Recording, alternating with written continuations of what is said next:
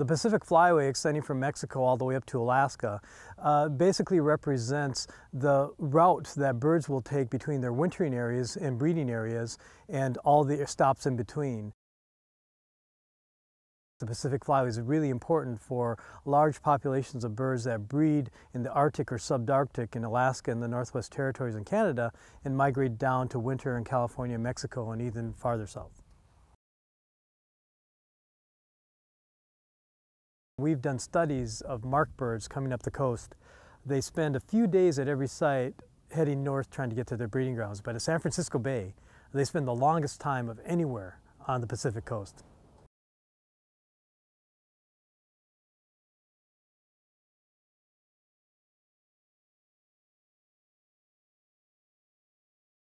The very small shorebirds have very small legs and they don't dive, so they're fine feeding on the surface of the ponds in the mud, on the invertebrates that are found in that area, or perhaps even the material on the surface called biofilm. They sometimes use that.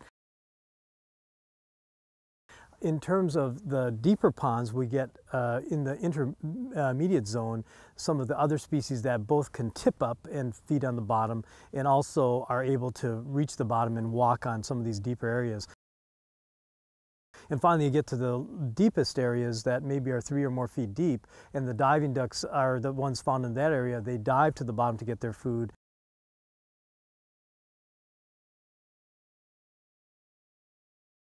And so you have this nice assortment of small birds at the shallows to middle-sized birds kind of in the areas that are getting deeper, and then the very deepest areas are the diving, called benthivores, or those that feed on the bottoms or benthic areas of the ponds.